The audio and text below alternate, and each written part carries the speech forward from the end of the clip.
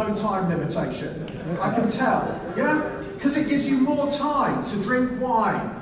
For Matthias to have a few more beers because he's enjoying his beers and you need to join in with him in enjoying his beers. So no time limitation, so I will finish in about 30 minutes then because that was what I was set, and I come from a world of change and project management and we try to deliver to our timescales sometimes. So anyway, we're going to talk about cognitive diversity. Wow, that's a big word. But creating innovation cultures, not innovation processes, not innovation labs. I've sat through all of your presentations today. Some of them have been fascinating. Some of them I just went so far over my head that it was quite interesting. And when we talk about culture, when we talk about people, I thought we're going to be talking about a really, really complex subject. But the upside is, it's a subject you are all experts in, because we're talking about people, human beings, people like you, people like me. But one of the challenges we face when we talk about people is actually we're quite different. And so we're going to have a conversation around how difference really helps us to create a massive innovation culture, a place where we can come up with new ideas and do new things and do things differently. So that's the conversation that we're going to have this evening. Now, you're a long way away from me, so there may be a time at which I'm going to come down and join you because it's just too far, the gap between us. But we'll see, we'll see. I want to ask you some questions. So, just to think about how different we are, I'm going to put a picture up on the screen in a moment. And I'm going to give you just maybe 30 seconds. I want you to think about what immediately comes to mind when you see this picture on the screen. Okay? So just one or two words, and I'm going to get a few of you to shout out, and I'll try and hear from up here, a few of you to shout out what those words are. So it's kind of 8 o'clock, we're a couple of bottles of wine in, it's been a long day. Do you think you can do that? Woo! That was very good. Thank you, that table over there. I'm going to go for that again. We're going to have another 1, 2, 3 here, and then you can give me a really rousing yes, we can do that. Can you do that? Fantastic. Okay, so the instructions were reasonably clear then. Pictures coming up, 30 seconds. Just think what your first couple of things you observe are about this picture. Brick and room. Okay, hold on to the thought. We'll do it all together. You've got 30 seconds to look at the picture. Just what comes to mind? What's the first thing that comes to your mind?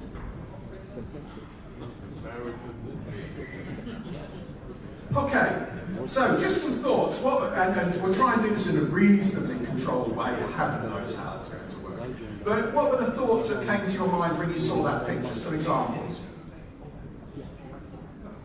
You're going to have to shout. Conflict, did I hear? Contrast. Helicopter. Say again? Stonehenge. What did Stonehenge evoke in you when you saw Stonehenge? Spinal Tap. Not much. Spinal Tap, not much. Anyone ever travelled down the A303 near Stonehenge in the summer? Yeah. Been stuck there for hours? Yeah. Did any of you observe and think about the structure? How did they build that? How did they put the stone? Yeah. And did any of you observe maybe, so we had some people observed around the structure, some people observed around the contrast. Anyone observe around the colours, the aesthetic of it? Sunlight. Sunlight, yeah, sunlight. Or it's just interesting that when we look at things, we see things through our own perspectives, through our own ways of looking at the world. Some of us would have seen structure, a room full of engineers. Some of us may have seen thought about the way that those stones were put together, or we may not, because we're not stereotypical. We all have our own way of looking at the world. We are all different. Look around the table that you're sitting on. Is there anybody that looks exactly like you? Thankfully not. One day I'm going to do this session with identical twins in the room, and my entire talk track will fail at that point. But we are different, we look different, we dress differently, we behave differently. And that's part of the amazing diversity that we have as human beings, and you have as people in this room. So whilst you may all work in a similar industry, you may have similar professions, still different. Why are we different? Just a little bit of background to the sort of science behind it. First of all, we just see the world differently. We look at the world from different perspectives, and those perspectives are formed probably in two ways. One is actually built upon our DNA. So, like it or not, the scientists think that probably nature-nurture, half of the way that you see the world, half the way you interpret what happens around you, is based and inherited from your biological parents. For most of us, we have two biological parents, so there's a bit of a mix in there, but you're inheriting some of the way you see the world through your biological parents. And then the other half is probably influenced by your upbringing and your experiences, typically between 5 and late teens, early 20s. It shapes the way that you see the world. And the great thing about that is it just brings up so many different people in so many different ways with so many different preferences. And one of the things that we always talk about when we're talking about culture and diversity is actually in preference in the way we see the world. There's no right or wrong. There's no good or bad. We're just different. But one of the things that we have to be really conscious of is in that difference, not putting labels on people, not stereotyping people, because I'm not a label. I'm not a category. I'm actually an amazing, diverse human being. Now, at this point, you're thinking, wow, that's an ego. So I'm going to get you to share that ego. So I want you, again, we'll do another audience participation piece because I know how much you love it. I want you to say after me, I am an amazing, diverse human being. Okay? Yeah? Okay, 1, 2, 3. I am an amazing, diverse human being. If you say it often enough, you'll believe it. This is kind of the part of the challenge of this is a mixed audience, but you know, there's a very reserved British culture that goes around that actually stops us from accepting that we are amazing as people. So that's a little bit about why we're different. Now you're thinking, who the heck's this person standing in front of you? So just a very quick introduction. Bernhard introduced me. My name's Paul Major. I work, we were talking at Matthias, you were talking earlier about engineering and the value of engineering. I'm not an engineer in the sense that you're an engineer. Our business is our skill is engineering change. We make change happen. So you will have amazing ideas about what you want to do. We help you make them real and turn them from ideas into actual things that make a difference. We do that through helping with design change programs, delivering change programs. But the piece I look after is helping with human change. So I come from a world that says no change is ever successful unless a human being does something different. And actually, all of our change that we're trying to affect, whether it's in society, organisations, or with your teenage children, is about humans doing something different.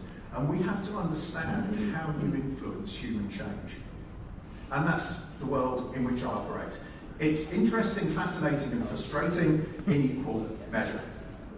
So, if we're thinking about change, we do a lot of work in the mobility sector. One of the things that I really love with working in mobility and automotive is you have this massive clash of a hugely traditional, very significant industry transporting itself into a world of utter chaos, where the markets are changing, the environments we're working in are changing, the politics are changing, and you have that clash between traditional and trying to do something very different. And to survive, and more than survive, to thrive in that world, we have to be innovative. We have to find new ways of working. And so we love the automotive industry, the mobility industry, because it's a really great example of an industry that's at a turning point. And for us, that turning point is all about how do we do new things and how do we get really good at creating innovation cultures in our organisation. And I'll talk about innovation culture because it's not about having processes and technology. It's not about having a really great innovation funnel or a system that allows people to put ideas in and you can select which ones have the highest scores. It's about how you create environments and behaviours where all of you and the people in your teams can come up with those great new ideas and actually work together to do things that we've never thought about doing before. Think more in the revolution space than the evolution space. So we have to think differently. Now, some of you may have been thinking, why did this guy bring up this battered old suitcase? Okay, I'm not the magician. I'm not going to make one of you appear from inside this suitcase. Anyone know what was innovative about this suitcase? Wheels. The wheels. Okay, anyone know the story of how the wheels came about? So, quick story, 1958. Chap called David Dudley Bloom, great name if you had it.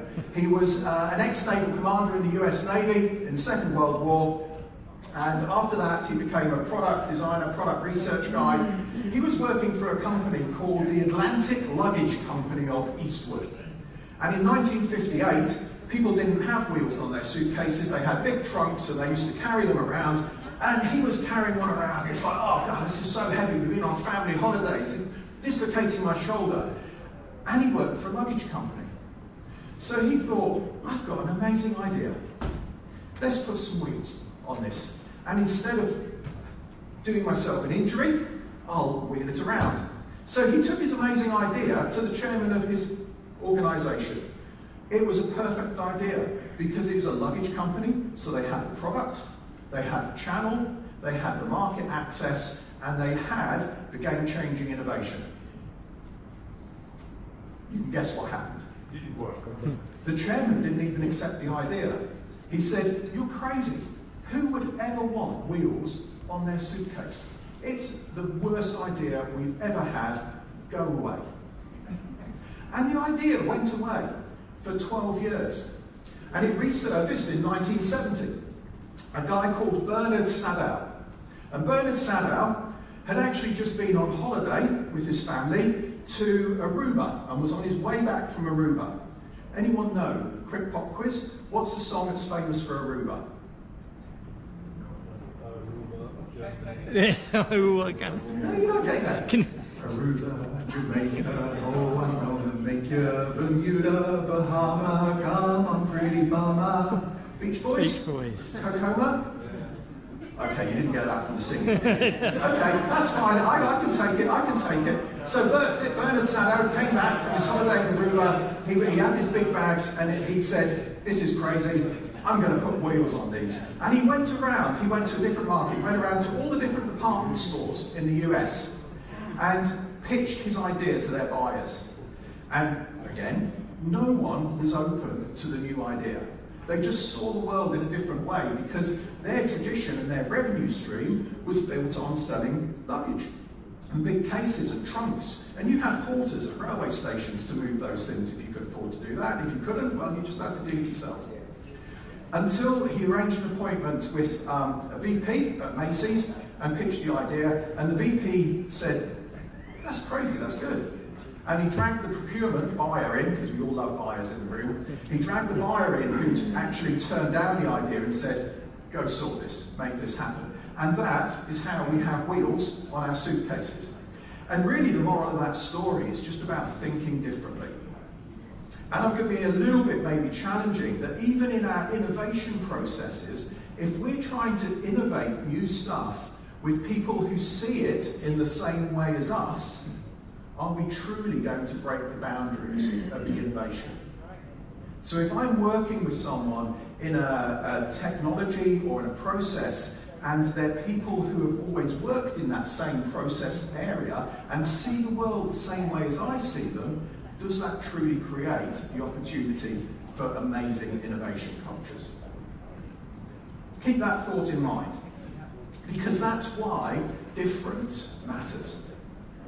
We need to bring difference into the conversation in the way that we look at things, because if we all look at the same thing in the same way, you run the risk of things like groupthink. So you're probably all familiar with groupthink, We avoid conflict and we work towards perceived consensus.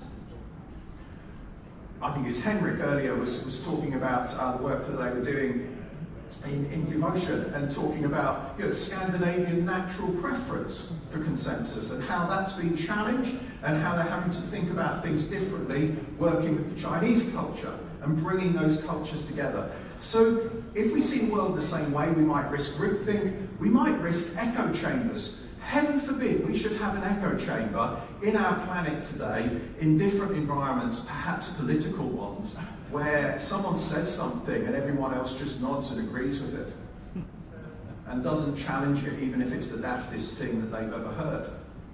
But that's what happens. And we only break that paradigm, we only shift that thinking if we actually start to recognize difference and understand difference and bring difference in. So, just thinking, if you want to test this out, think about how you create the teams you work in.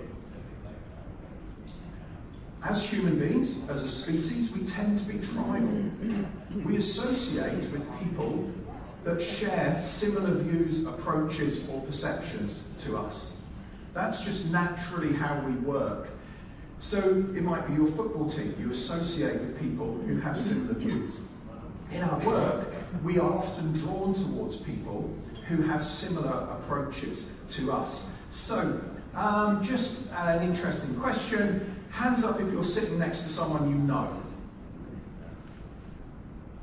Cool. So that's about, that's about 70-80% of the room. Now it may be that you've all come to this conference for the last 10 years and you all know each other from the conference. So you could sit with anybody in the room and you would know them. But it's interesting that for most of you, you've chosen to sit with someone you know.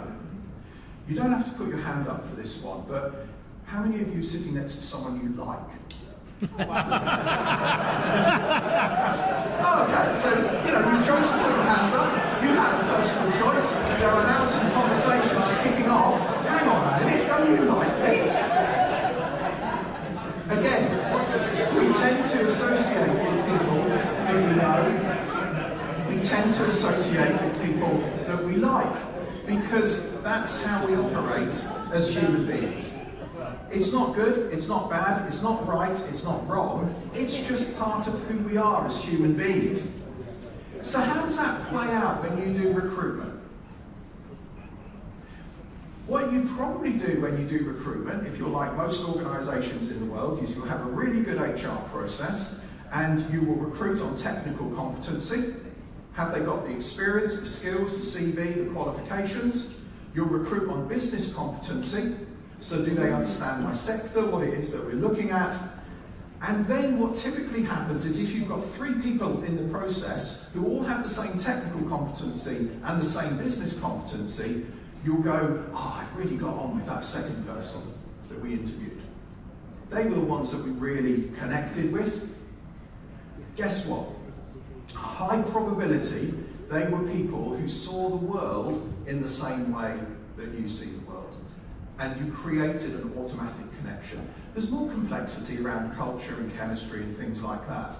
But a lot of the time, when we get to those final decisions, we actually end up recruiting people that we felt we got on with. And so we start creating a process where we reinforce that tribal nature of actually building people around us who think the same as we do. If you don't believe me, here's an example. So we did some work with an organisation, about 120 people in the team, and we did some work to help them understand how they saw the world, what their preferences were for processing information, for getting jobs done, for being creative. And we drew it up on a map like this, and that was the grouping that came out. So in this 120-person organisation, this wasn't mobility, this was a regulated industry. So actually this is quite understandable. So down over here in the bottom left, you have a really big grouping around what we would call down to earth, and I'll talk to the language a little bit in a minute or two. But people who valued reliability, who valued being risk conscious, people who valued, actually we've done this before and it works really well, so let's do it again. People who valued safety, actually. This is the safe way of doing it. And that was a big, big draw in their organisation. And when we drew this map up, probably 90 out of the 130 people broadly were in that sort of preference. And it's not about putting a label on them because they're very diverse, they do lots of other things as well, they have lots of other different preferences, but their strongest preference was in that down-to-earth, little bit towards the introverted area. And then there was a group over here that were a little bit more outcome-focused. Outcome-focused we think about in the context of how you get the job done. So outcome-focused is kind of much more logical, much more tough in the way of let's get on, do this, let's make this happen. And they were their two great congregations of preference. And it was quite logical because the people who were recruiting were recruiting people like themselves. The challenge the CEO had was they wanted to create a more innovative and curious organisation because even in their regulated industry they wanted to bust out of doing things the way things had always been done. Any suggestions which one of those blobs was the CEO? Top right. Yeah. That was the CEO. And this was a watershed moment for her because she suddenly realised why for 3 years she'd been banging her head against a brick wall, preaching a story of innovation, curiosity, entrepreneurship to an organisation that it wasn't that they couldn't do that, but their way of looking at the world was predominantly through a very different lens. Super frustrated, and it kicked off a 3-4 year program of that organisation starting to shift its culture and its behaviours. It wasn't about go hire a load of new people. It was about helping people to understand diversity, helping them to understand how to work in different ways, and bringing in a little bit more nuance into their recruitment process so they stopped recruiting people who looked like themselves. So just an example of what this looks like in the real world. And what we find is that if you're going to have the best conversations, the best ideas, if you're going to have real dialogue about what we can do differently, if you're going to really create innovation cultures, actually you have to create a space where you have people around the table, like yourselves, who see the world in very different ways and consciously move into that space. It's not just us that talk about this. If you've read any of the stuff from HBR around cognitive diversity, which is what they kind of technically call it, if you love to read the sort of business book shelf in the airports, get Matthew Syed's book, Rebel Ideas, fantastic book that talks to all of this subject and talks to some great examples of why cognitive diversity is so important. So, that kind of sets the scene for a little bit of a conversation around giving you a few ideas to think about how you would build out cognitive diversity in your team, in your organisation. Or maybe to challenge you to think about whether you actually have a cognitively diverse team already or not. So, one of the first things we do is we introduce a little bit of language, and then we'll have a little bit of fun thinking about how this language works. So, when we think about cognitive diversity, we just think about preferences and thinking styles. And we have some words that we use to describe those. I'll very quickly whiz through this, but you might think about things like someone who's extroverted. Don't think about it in the context of how society talks to extroverted and introverted. You know, this isn't the person who's drunk 4 bottles of wine and is under the desk at the moment. That's not what we mean by extroverted. By extroverted, we mean someone who's actually comfortable being expressive. They probably do get their energy from being in a social environment with other people, but that's their natural preference. That's the way they prefer to see the world. We talk about outcome focus, mentioned that earlier. People maybe who are much more comfortable being logical. They might be quite comfortable being candid, actually. We talk about people who are discipline driven. If you're going on your family holiday, are you the person who actually wants an itinerary of what you're doing on your... Oh, there's one in the room. You're the person who wants an itinerary, or maybe you've got the bucket list and you want to make sure that you address all of those areas on the bucket list. Absolutely fantastic. The opposite of it, which we'll look at in a moment, is inspiration-driven. Someone who's much more comfortable going with the flow. I was using this example with one of your colleagues last night, and they were talking about, let's wait and we'll just book the ticket and we'll fly down there and we'll see what's available when we get there. Lastminute.com on steroids.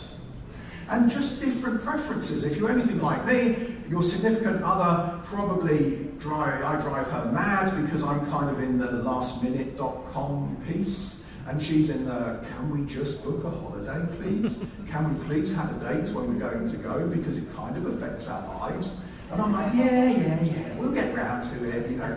And that's kind of how our dynamic works. But it's kind of cool because we're celebrating our 40th anniversary this year, so we kind of found a way to make it work, but it's not always easy. So we talk about discipline-driven, we talk about down-to-earth. People who just prefer to process information and data, and actually would much rather look at the facts, consider and analyse. Again, don't use the social description of introverted. The social description of introverted is there something in business management circles that kind of thinks that introverted is, you don't want any introverts, or why would they be in the room? The power of introversion is amazing. But think about introversion in that person who's just really good at maybe being a bit more reflective thinker, who can consider things, and then is processing and comes back with the answer to the problem we've all been jabbering on about for 30 minutes and no one actually got there. Because they've been reflective. They tend to get their energy more from being in small groups rather than large groups. We think about people who are people-focused, it's the opposite to outcome-focused. Outcome-focused gets the job done by logic, candid, let's just do it. Sometimes you might call it JFDI, just flipping do it. Yeah? People focused tend to do it through collaborating with others. That's their preference. They'll get the job done through collaborating with others. Inspiration driven I talked about, and then the opposite of down to earth is big picture thinking. So people who actually are really comfortable working without the data. They're just working in the ideas space, or they're very good at sitting at the 40,000 foot level and bringing lots of strands together. Okay? So as we've gone through that circle, you may have recognized some of those preferences in yourself or in some of your team members. Again, when we do this with teams, it's not about right, wrong, good or bad, and it's not that any of us are any one thing. We have a mix of these, but we have a preference typically towards certain ones of them. But I just want you to cast your mind into one of your fun management meetings, or one of your team meetings that you've had, where you started to work with people, and maybe you've had one of those tense moments where you've gone, why don't they get it? Or you've just gone, I'm checking out of this because they just talk absolute gibberish and I can't be bothered to listen to them anymore. I'm sure that never happens in any of your organisations, but it does sometimes in some organisations. So let's play a little game of what happens when two worlds collide. So we're going to think maybe about, let's do a simple one, you've got someone who really prefers to be extroverted in the room and someone who really prefers to be introverted in the room. What does that look like?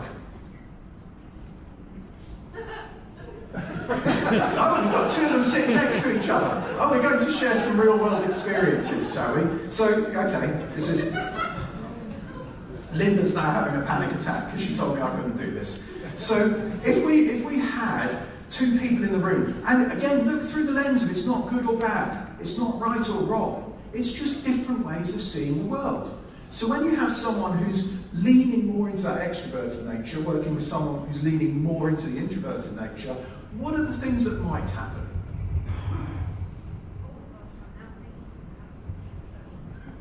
Chaos. Yeah? And then help them out, rest of the room. You've worked in environments, some of you will be quite extroverted, some of you will be quite introverted, or you've seen other people in that environment. What are the sort of things you observe when those two styles come together? One-sided conversation, frustration, and it's interesting because do both sides get frustrated? Yeah. And what tends to play out in that situation, I'm sorry, I'm not going to pick on you anymore. I'm not. But what tends to happen in that situation is the extroverted person is being themselves. They're expressive, they're enthusiastic. They have a lot of information that they want to share. The introverted person is probably being more reflective. The challenge really comes when we talk about ideation and innovation is, does that mean the introverted person never actually gets the chance to put their ideas on the table? Could be. Could be. And that starts to constrain our ability to innovate. So that's one example. Let's pick another one. What happens if you have the contrast that I have when I plan holidays with my wonderful wife? So I'm big picture, inspiration driven. Oh, let's have an idea. And let's just kind of figure it out as we go along. And Helen is much more structured in her approach. She would like to have a plan. She'd like to know when it's going to happen. Now, I'm not going to give you any more insight into my marital bliss than that. I'm going to ask you to think about when you've seen that situation in your work environment, because I won't embarrass you by asking you about your family environment, but what are the sort of tensions that you see, and maybe the downsides you see when that relationship happens, when you have people like that colliding in a room?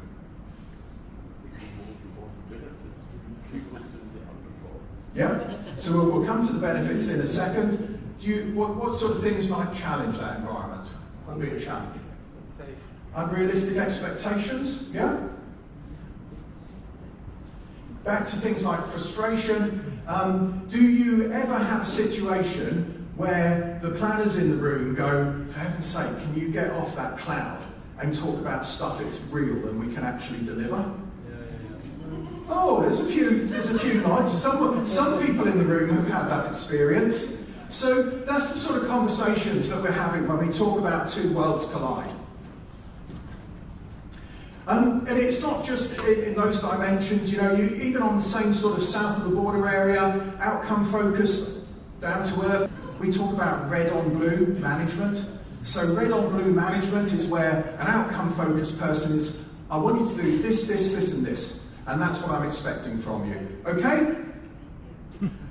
Down to earth person who's probably a little bit less likely to challenge their boss when they say that, interprets that and goes away, beavers away for a week, comes up with the report, presents it to the boss, and the boss goes, what are you doing? That's not what I meant. I told you I want you to do this, this, this and this. Go away and do it.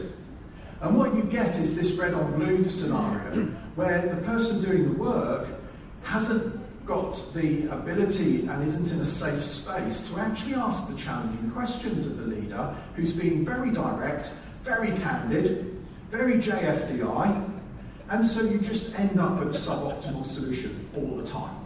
So just a few examples of how this stuff works. So I'm going to wrap up at that point, but what I wanted to give you was just a sense of, if you're building an innovation culture, you have to think beyond the process and the tools. Innovation actually starts with getting people around the table who see the world in very different ways.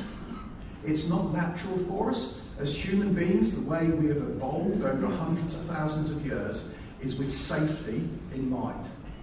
And safety has usually come when we were Neanderthal man on the tundra, has come with being in a tribe that had similar ideas.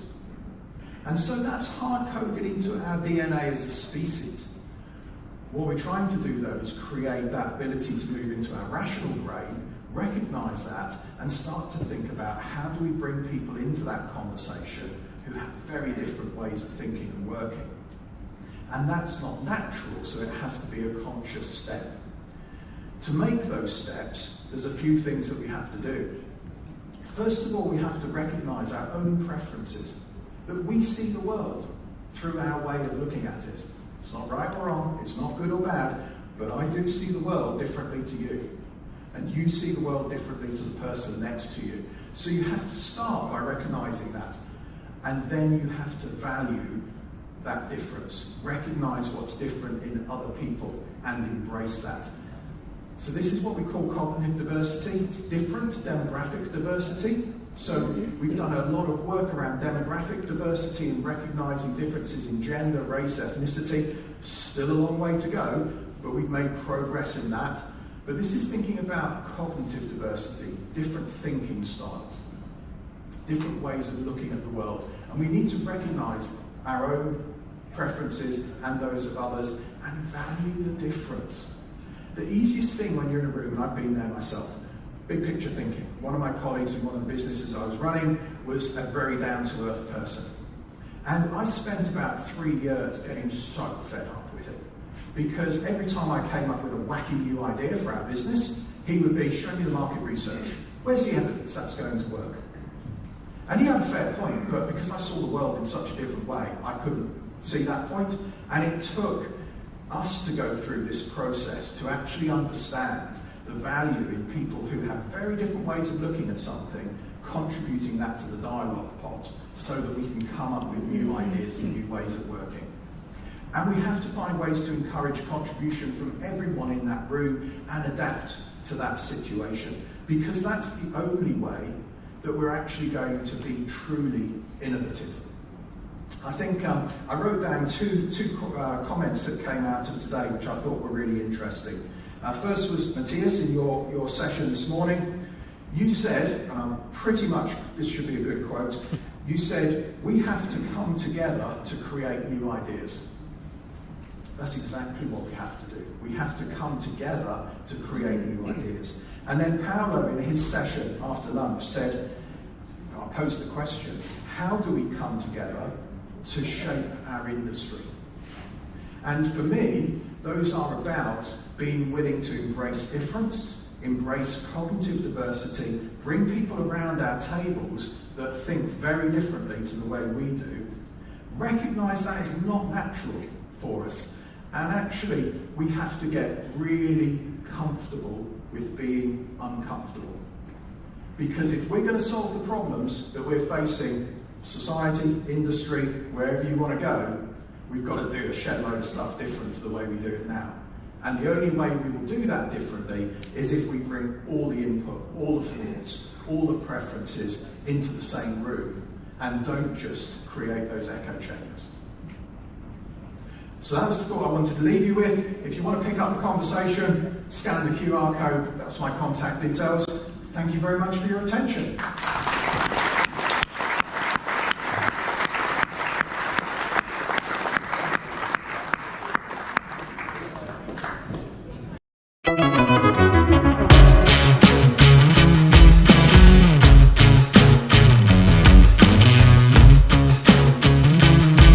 Artlist.io